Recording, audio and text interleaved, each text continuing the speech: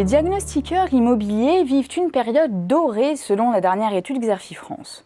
Leur chiffre d'affaires a en effet progressé de plus de 90% depuis 2012.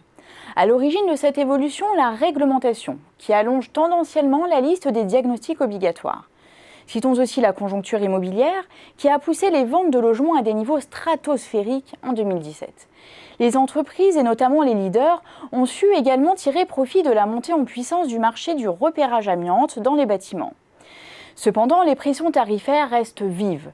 Et si on ajoute à cela l'augmentation des frais de personnel, conséquence d'une pénurie de main-d'œuvre qualifiée et de déséquilibres provoqués par les marchés amiantes, on comprend alors pourquoi les marges des diagnostiqueurs campent à un niveau plancher.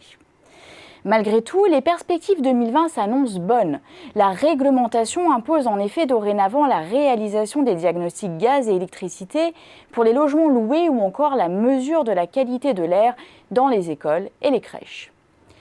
Plus de 5000 entreprises en France sont spécialisées dans le diagnostic immobilier.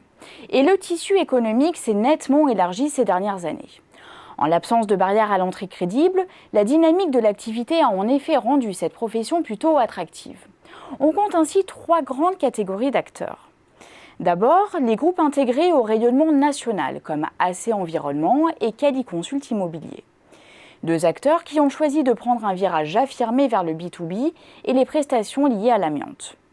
Plusieurs réseaux de franchisés animent également le marché, comme Agenda, Exim Expertise et Diagamter.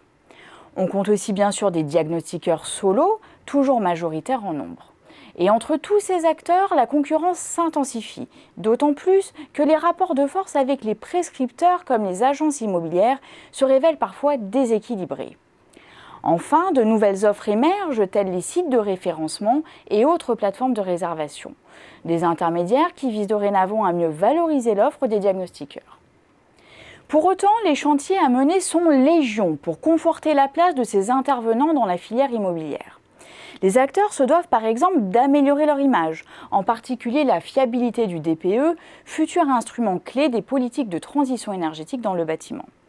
Par ailleurs, une plus grande structuration de la profession s'impose, notamment pour peser face aux législateurs et résister aux pressions tarifaires. Sur ce point, les diagnostiqueurs solo s'organisent progressivement.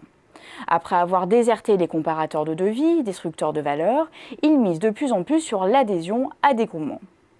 De leur côté, les leaders de la profession tentent d'élargir leur présence géographique et de se repositionner sur le logement, segment délaissé ces dernières années face à la croissance du repérage amiante.